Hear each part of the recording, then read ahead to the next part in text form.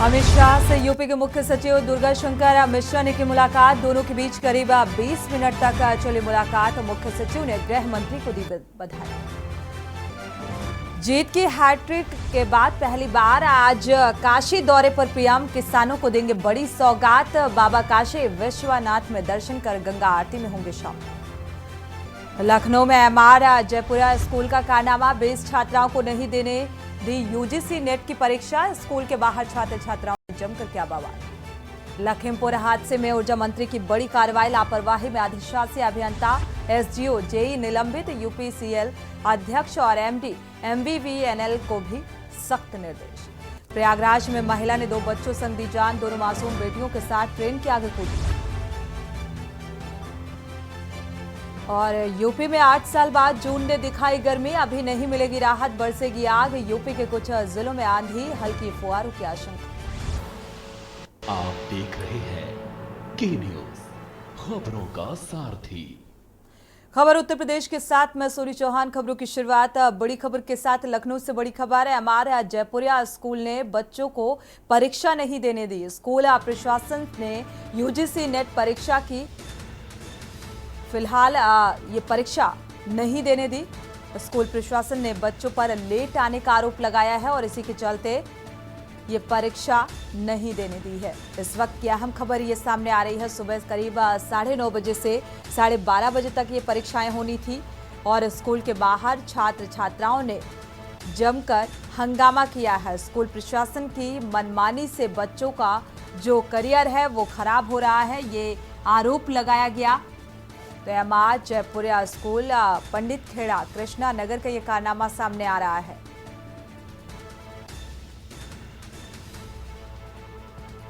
तो लेट लतीफी से आने का आरोप जो स्कूल प्रशासन ने वजह बताई और इसी वजह से ये परीक्षा नहीं कराई गई। तो यूजीसी नेट परीक्षा के लिए जो छात्र छात्राएं यहां पर पहुंचे हुए थे, फिलहाल उन्हें स्कूल प्रशासन ने परीक्षा में शामिल नहीं होने दिया। तो मनमानी का आरोप लगाया गया है छात्र छात्राओं की तरफ से।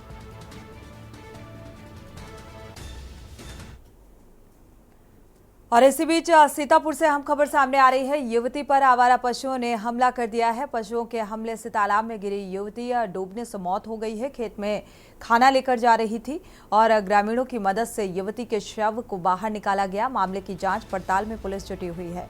थाना महमूदाबाद क्षेत्र के हाजीपुर गांव का ये मामला सामने आ रहा है।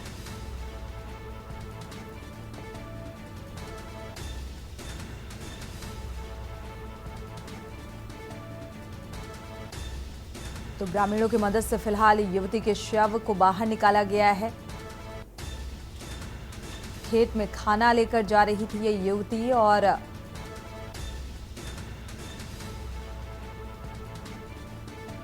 युवती की मौत से हालांकि अब इस पूरे मसले की जांच पड़ताल में प्रशासनिक अमला जुटा हुआ है। थाना महमूदाबाद क्षेत्र के हाजीपुर गांव का ये मामला सामने आ रहा है। आवारा पशुओं का आतंक थमने का नाम नहीं ले रहा है। एक और जान इसी वजह से गई।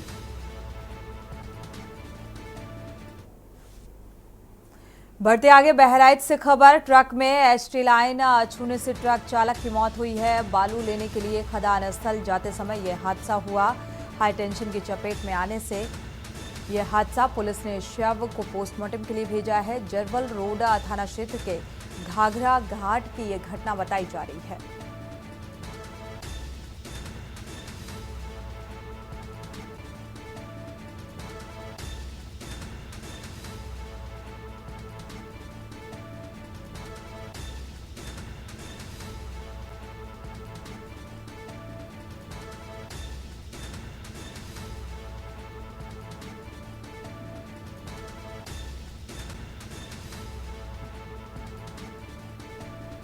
तो जरवल रोड की ये घटना फिलहाल सामने आ रही है।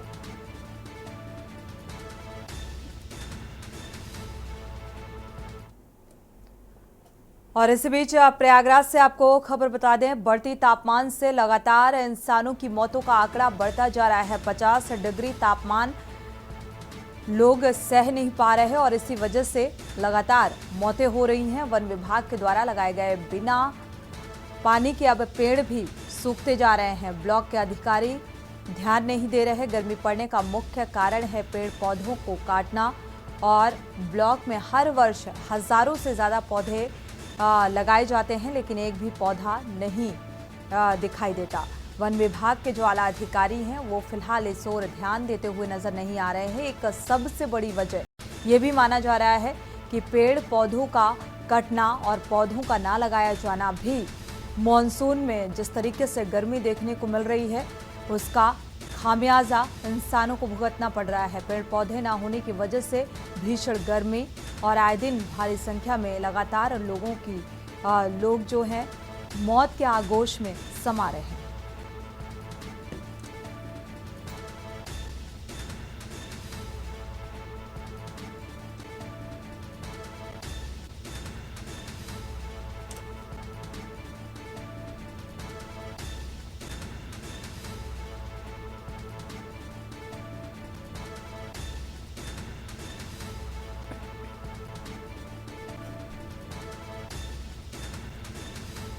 तो ब्लॉक के आला अधिकारी भी ध्यान नहीं दे रहे। लगातार लोगों की मौतें हो रही हैं। तापमान 45 के पार है। ब्लॉक में हजारों से ज्यादा जो पौधे हैं वो ना लगाया जाना एक वजह निकलकर सामने आ रही है और प्रकृति के साथ जिस तरीके से छेड़छाड़ की जा रही है इस वजह से तापमान में तब्दीली, भीषण गर्मी की वजह से लगातार मौतें हो रही हैं।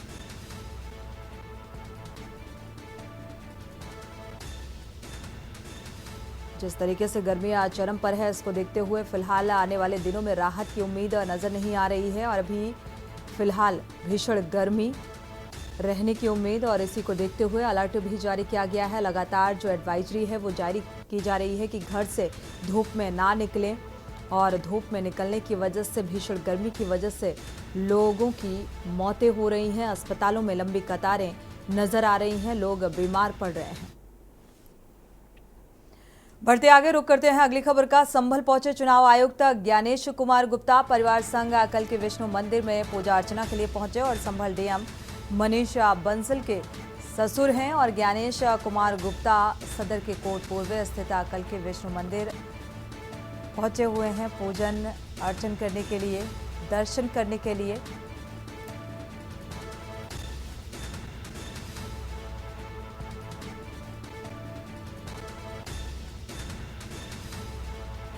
तो परिवार के साथ मंदिर पहुंचे कल के विष्णु मंदिर, पूजा अर्चना की और दर्शन किया।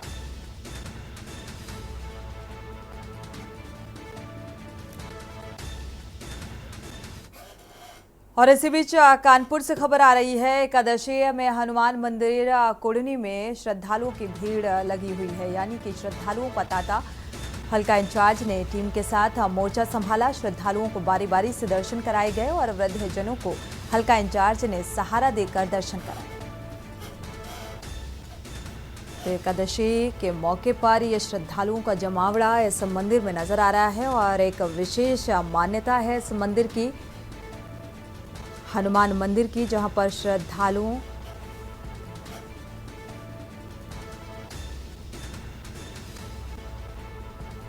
तो फिलहाल श्रद्धालुओं की लाइनें यहां पर एक लंबी कतार नजर आ रही है।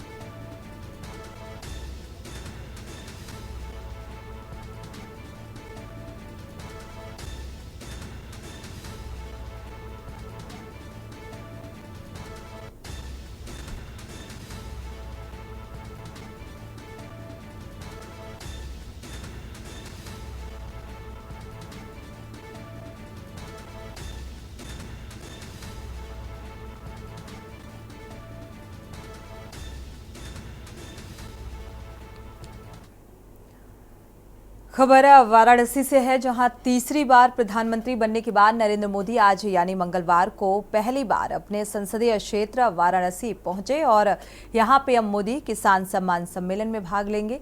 इस सम्मेलन में पीएम मोदी करीब 9.26 करोड़ लाभार्थी जो किसान हैं उन्हें सम्मान निधि की 17वीं जो किस्त के रूप में 20,000 करोड़ रुपए से अधिक की राशि जारी करेंगे और इसके बाद स्वयं सहायता समूहों की 30,000 से अधिक महिलाओं को कृषि सखिया प्रमाण पत्र भी प्रदान करेंगे। कार्यक्रम में केंद्रीय कृषि एवं किसान कल्याण मंत्रालय और उत्तर प्रदेश सरकार के सहयोग से आयोजित किया गया यह कार्यक्रम और कार्यक्रम में उत्तर प्रदेश के राज्यपाल, केंद्रीय कृषि मंत्री शिवराज सिंह चौहान, उत्तर प्रदेश के मुख्यमंत्री योगी आदित्यनाथ और उत्तर प्रदेश सरकार के कई अन्य मंत्री भी मौजूद रहेंगे।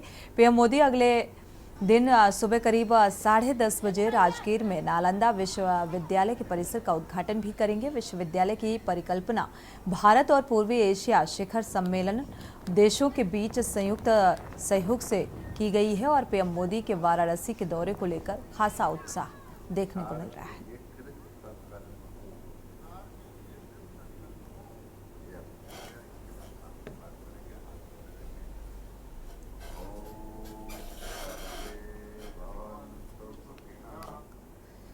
खबर वाराणसी से है। तीसरी बार प्रधानमंत्री बनने के बाद नरेंद्र मोदी अपने संसदीय क्षेत्र पहुंचे और यहां पर कई कार्यक्रमों में भागीदारी यानी कि लेते हुए नजर आएंगे और दशाश्वमेध घाट में प्रसिद्ध गंगा आरती की अद्भुत छटा के साक्षी बनेंगे।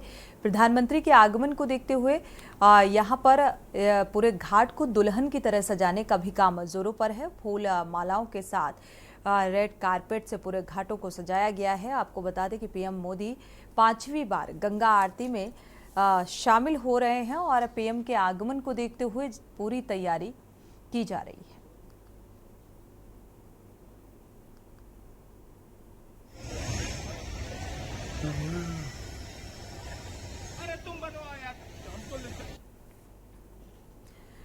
तो किसान सम्मेलन में भाग लेने के लिए करीब 6:15 पर पहुंचेंगे काशी विश्वनाथ मंदिर में दर्शन पूजन करेंगे।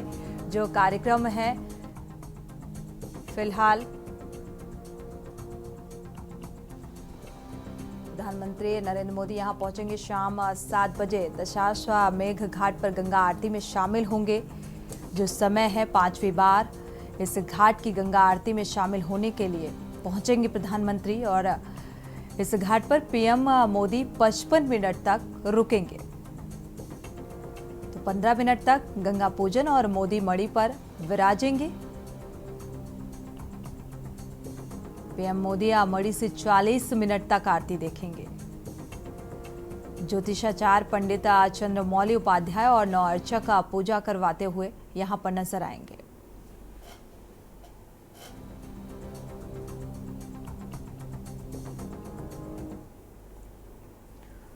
बढ़ते आगे, उत्तर प्रदेश के मुख्यमंत्री योगी आदित्यनाथ ने बड़ा फैसला करते हुए वीआईपी कल्चर खत्म करने की बात कही थी और आदेश भी दिया था कि प्रदेश में जिन गाड़ियों पर प्रेशर हॉर्न और हूटर काली फिल्म हाई मास्क लाइट लगी है अभियान चलाकर उतरवाया जाए और मुख्यमंत्री के फरमान के बाद सोनभद्र पुलिस और ट्रैफिक पुलिस जिले भर में एक बड़ा चेकिंग अभियान चलाया जा रहा है। ट्रैफिक इंस्पेक्टर अविनाश सिंह के नेतृत्व में एक बड़ा चेकिंग अभियान चलाया गया, जिसके तहत ओबरा, डाला, चौपन, रॉबर्ट्सगंज में अभियान चलाकर नियमों की अनदेखी करने वाले दर्जनों गाड़ियों से चालान काटते हुए उन्हें हिदायत देकर छोड़ा गया।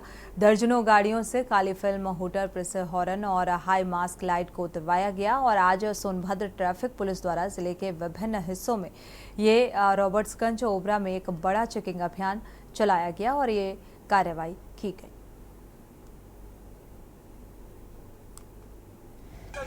किए जाने को लेकर लगातार सीएम योगी के आदेश के बाद से शासन प्रशासन भी जुटा हुआ है। Sonbhadra SP doctor SP Singh द्वारा भी साफ तौर पर निर्देश जारी किया गया है कि सरकारी या गैर सरकारी व्यक्ति अगर अधिकृत रूप से नहीं है और अपने वाहन पर किसी पद सूचक शब्दों का प्रयोग किया है या ब्लैक लगा है या वीआईपी कल्चर में जैसे स्कूटर इत्यादि का प्रयोग कर रहे हैं तो वस्तुओं का हटा लें, अन्यथा की स्थिति में ऊपर कार्रवाई की जाएगी। जिस क्रम में सोनभद्र जनपद के वाराणसी शक्तिनगर राजमार्ग मुख्य हाईवे पर दोपहर में चेकिंग अभियान चलाया गया। इस दौरान पुलिस ने कई वाहनों से हूटर और काली ब्लैक फिल्म भी हटाई गई। कैमरा सहयोगी के साथ मैं अरविंद बेके, न्यूज़ इंडिया, सोनभद्र। कल से समाप्त किए जाने को लेकर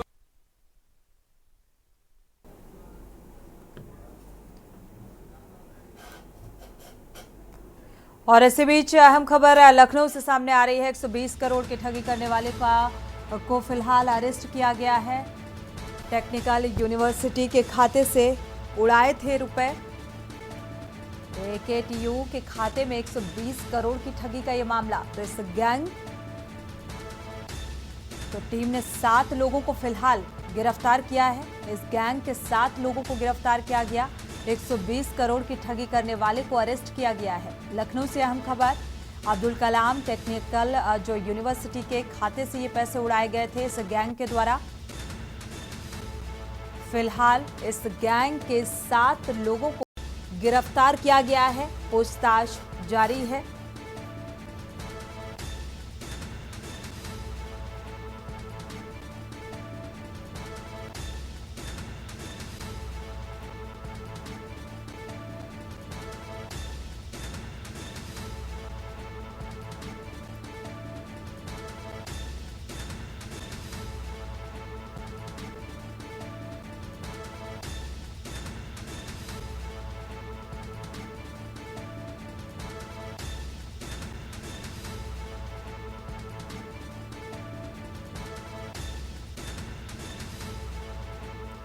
शिवा इसी खबर पर जुड़े हुए हैं। शिवा, क्या अपडेट है? क्योंकि 120 करोड़ की ठगी करने वाले सरगना के 7 लोगों को गिरफ्तार किया गया है।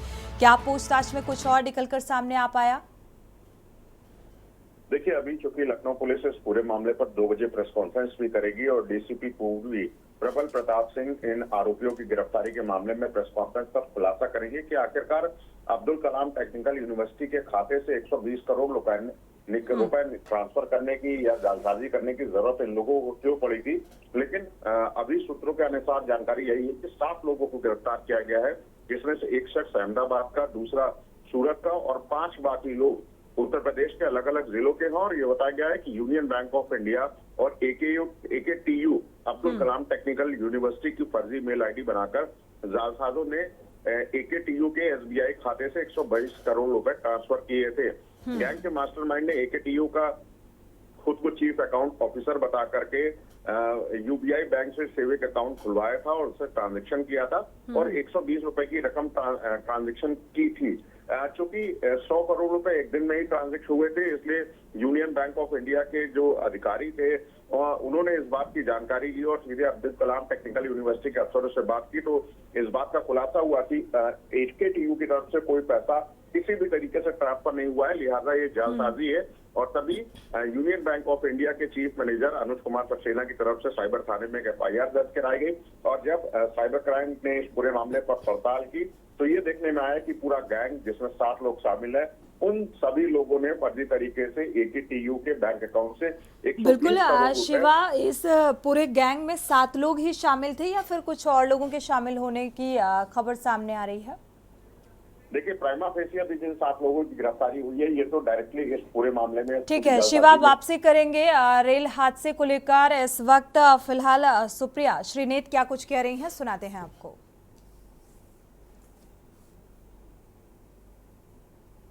लगातार ट्रेन हादसे हो रहे हैं और मैं एक सरकारी आंकड़ा आपके साथ साझा कर देती हूं। 1117 ट्रेन दुर्घटनाएं 2014 से 23 तक, और जानबूझकर 23 तक का ही आंकड़ा दे रही हूं, 31 मार्च 2023, क्योंकि ये हमारे आंकड़े नहीं है, आपके आंकड़े नहीं है, ये गवर्नमेंट ऑफ इंडिया के आंकड़े हैं। 1117 ऐसी रेल दुर्घटनाएं हुई हैं जहां पर जान और माल की नुकसान हुआ है। ये सरकारी आंकड़ा है, असल आंकड़ा इससे बहुत ज्यादा है। मतलब हर महीने 11 ट्रेन हादसे हुए हैं, हर 3 दिन पर एक ट्रेन हादसा हो रहा है और उसमें जान और माल की क्षति हो रही है। तो क्या बदला 1 साल में?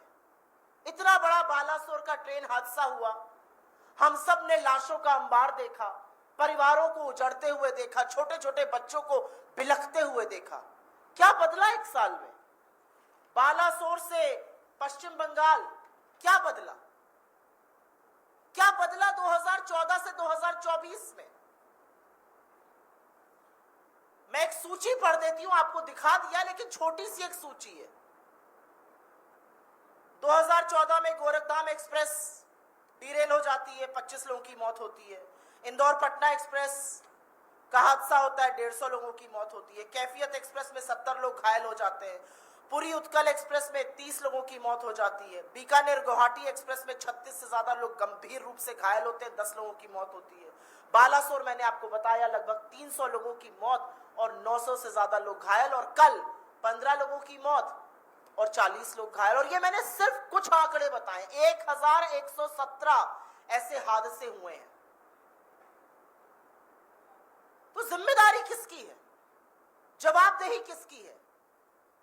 इस देश में हमने वो भी मंत्री देखे हैं, अगर उनके डिपार्टमेंट में अगर रेल मंत्री रहते हुए ऐसे हादसे हुए हैं तो उन्होंने अपने पद से नैतिक जिम्मेदारी लेते हुए इस्तीफा दिया है। फिर वो लाल बहादुर शास्त्री जी हो, नीतीश कुमार रहे हो, माधवराव सिंधिया रहे हो, ममता बनर्जी रही हो, मधु दंडवते रहे हो, जॉर्ज फर्नांडिस रहे हो, सब लोगों ने नैतिक जिम्मेदारी लेते हुए इस्तीफा दिया है। लेकिन आज हिंदुस्तान का रेल मंत्री रील मंत्री बना हुआ है। नैतिक जिम्मेदारी छोड़ दीजिए, आज भी हादसे के वक्त रील कैसे अच्छी बनेगी उस पर चर्चा हो रही है। बालासोर के वक्त अश्विनी वैष्णव जी वहां पर आए, डाइव कर रहे थे, किसी के नीचे घुसकर झांक रहे थे, ट्रेन के नीचे घुसकर 2-4 टेसू बहा रहे थे। क्या किया आपने रेल को सुरक्षित करने के लिए? आप कल पहुंचते हैं वहां पर, आप रेल मंत्री हैं, आप गाड़ी से भी जा सकते थे, लेकिन वीडियो ज्यादा बेहतर तब आएगा जब आप जूम जूम जूम करके मोटरसाइकिल से जाएंगे। अच्छा वीडियो आ गया सामने, रील बना लिया आपने। अब आप बताइए, आपने 1 साल से इस देश में रेल को सुरक्षित करने के लिए क्या काम किया? उस रेल को सुरक्षित करने के लिए जिसमें इस देश का युवा, जिसमें किसान, जिसमें मजदूर, जिसमें मध्यम वर्ग अपने परिवारों के साथ चलता है, उसको सुरक्षित करने का क्या काम किया? लोगों के मन की आशंका कि भैया हम पहुंचेंगे या हमारी लाश पहुंचेगी, उसको दूर करने का क्या काम किया? कवच समझा रहे थे, अभी आपको मैंने दिखाया कुछ दिनों पहले। कवच प्रणाली आई है। कवच प्रणाली क्या करेगी? एक ट्रैक पर अगर 2 ट्रेनें चल रही होंगी तो पीछे वाली ट्रेन पर कवच से ब्रेक लग जाएगा, आपस में भिड़ंत नहीं होगी। क्या हुआ कल कवच का? ये क्या झुंझुने पकड़ाए जा रहे हैं देश को? 10 साल से रेल। तो सुप्रिया, श्रीनेत का गुस्सा रेल हादसों को लेकर कि हर एक 3 दिन में एक रेल हादसा हो रहा है और रेल मंत्री को कटघरे में खड़ी करती हुई नजर आई। इसी के साथ बुलेटिन में इतना ही। आगे खबरों के लिए आप देखते रहिए के न्यूज़ इंडिया।